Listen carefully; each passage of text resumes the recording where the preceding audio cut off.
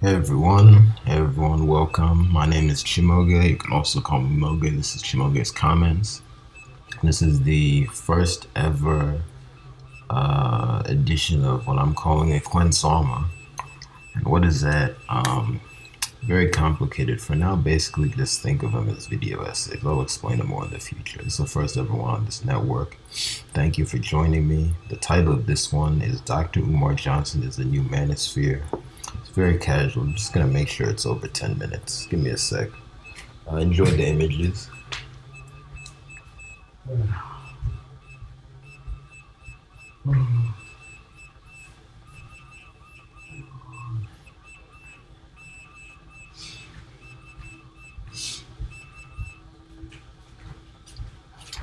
Okay, back at my laptop here. I'm recording it on. I'm trying not to be too loud. Don't want to disturb my neighbors. But anyway, so Dr. Umar Johnson is the new manosphere. Now, I don't mean that literally, but why am I saying that? I'm just trying to drive home the point that Dr. Umar Johnson has really become a very big proponent of what I would call a shelihe. Uh, what does that mean? It's hard to translate exactly into English. Really, most literal way to translate that, well, technically not English into Latin, because English is a evil language. It shouldn't exist. But anyway, the most exact way to translate that in a way that might register is termite stuff. But what is that? That's basically stuff that gets rid of all the sweetness in this world. Another way of thinking of it, even though this is an oversimplification, is extreme anti-woman rhetoric, and I'll explain that in a bit when I come back.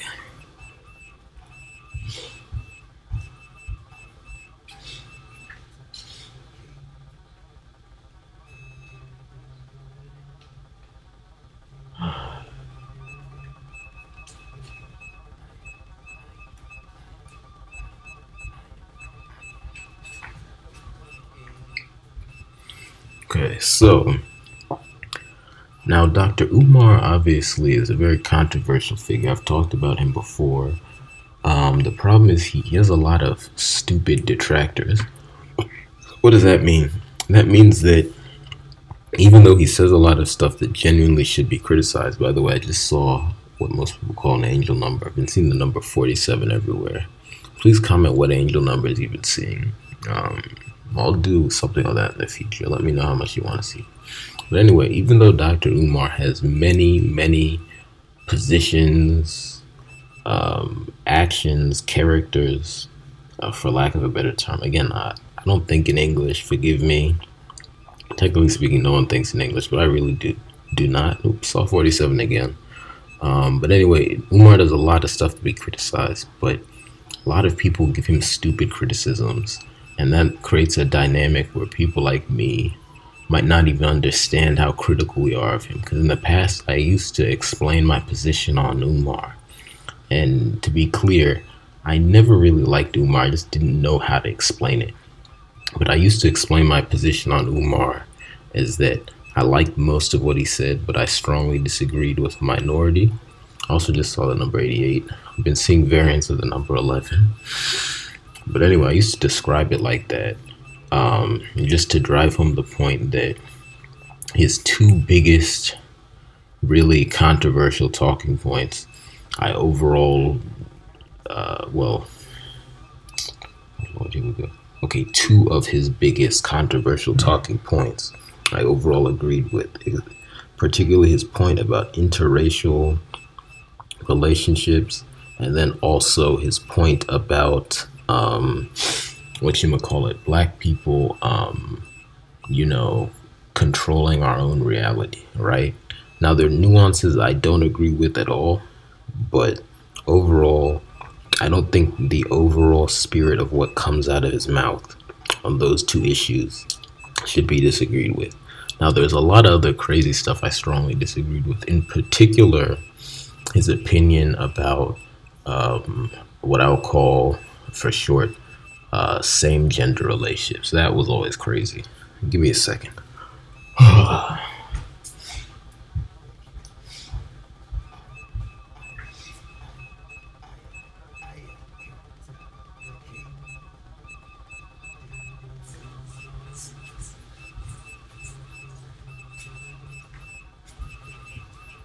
Yeah. Recording this without the use of my boombox. I've been experimenting with the use of the boombox. Right now I'm trying not to have it. And I'm just staring at this image of a Sneeko, another figure who I have to make a video on. That's on my desktop. I wish it was not there. I want to get it moved. Anyway, so the point is, right, the poor open opposition to Dr. Umar Johnson makes it hard to understand him, because just because you don't like someone doesn't mean you should criticize every single thing that comes out of their mouth.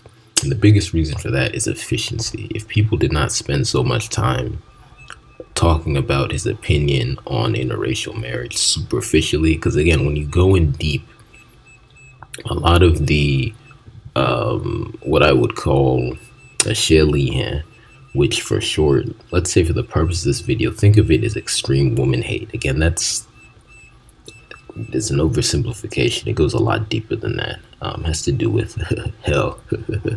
But anyway, and again, to be clear, when I say it goes deeper than that, I'm not trying to say that hatred of women is not a big problem. I mean, that's stupid. But anyway, see, when there's a lot of stupid people, I'm limited in what I can say. Give me a second.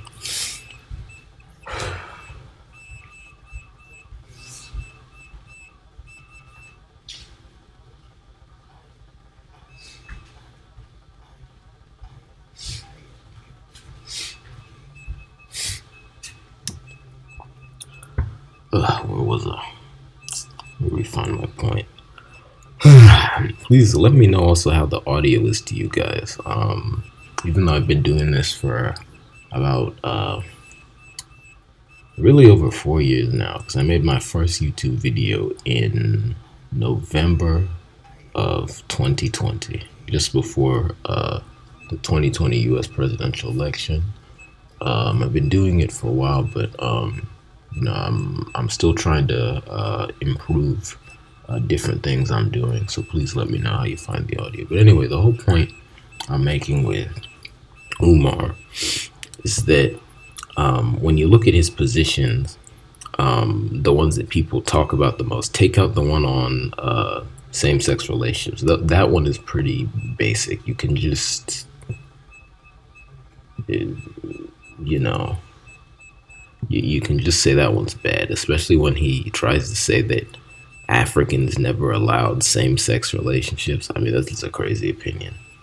Yeah, that's a crazy opinion. I'll just leave it at that. That's a crazy opinion. But if you look at, say, his opinion on interracial relationships, even though overall, yes, generally speaking, interracial relationships due to racism are not healthy, there's a lot of nuances in there that show that his extreme women hate filters into the opinion. So does his rigid opinion of what I'll call, you know, the potential for human beings to overcome the faults of their race, right? And again, I'm not trying to say that, like, for example, most white people will not be racist. That's not true. It's just you have, you know, some exceptions, but again, just because they're exceptions doesn't mean you don't have an overall orientation, right? Let me take a break. Again, this is casual.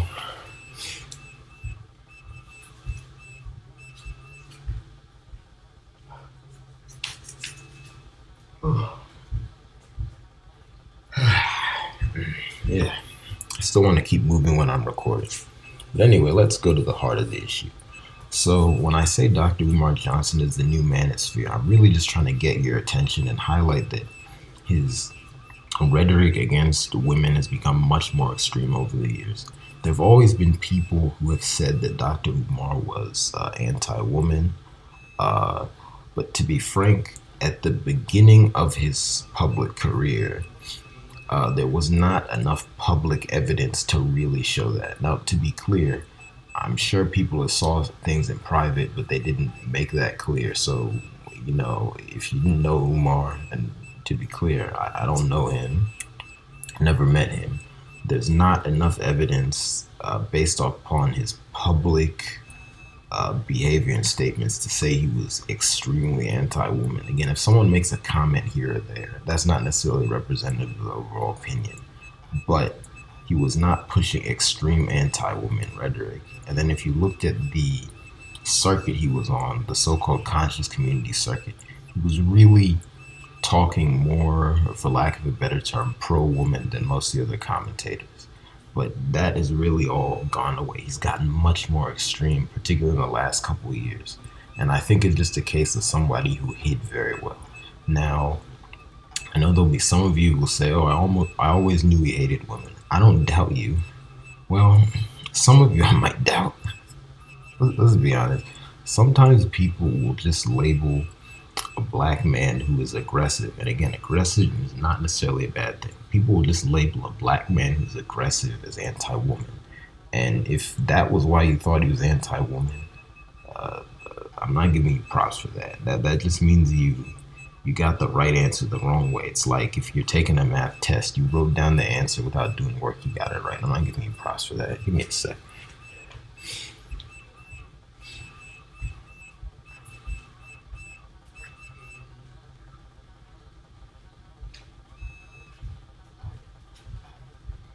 So anyway, I'm not giving you well, let me be nice right now. Anyway, I'm not giving people who thought he was anti-woman for those reasons props. Now, if you had a gut feeling, or maybe you got a dream, because again, I'm not an atheist, you know, I'm not going into that. You all know me. I'm not an atheist. You've got a dream. If spirits told you something, I give you props. All I'm just saying, though, is that you can't hate on other people who did not have your powers, because to be clear, those kind of things, those are powers. You can't hate on other people who did not have your powers for not coming to the same conclusion. That's like, to use an analogy, that's like blaming the average person in a superhero movie for not knowing the supervillain is the villain before he reveals himself because he doesn't have X-ray vision. I mean, come on. So Umar just hit. He's just a villain in this world. Give me a second.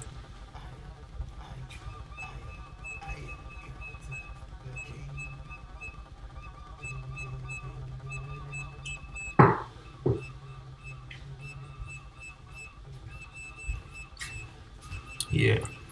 So anyway, I'm gonna start wrapping up now. The point is, Umar's rhetoric has gotten very extreme, and that's just something for us to contend with. The latest place I saw this on display, and this is the worst instance of him clearly displaying an overall hatred of women, was on the Bittersweet podcast. Shout out to that podcast. Looks like a good podcast. I need to watch it more. And to be clear, just because they interviewed a bad person doesn't mean they're bad. In fact, we do need forums to interview bad people just so we know what's going on with them, so that they don't, as I would say in my language, mibu, so they don't just slink off in the dark and catch us out unexpected. But he was all over the place, and overall, he was just saying a lot of crazy things. I'll break that down in another video. Anyway, yeah, that's all. Anyway, the point of this video is just really just begin thinking very critically about how we can prevent the rise of figures like Dr. Umar Johnson in our society. All right, thank you. Bye.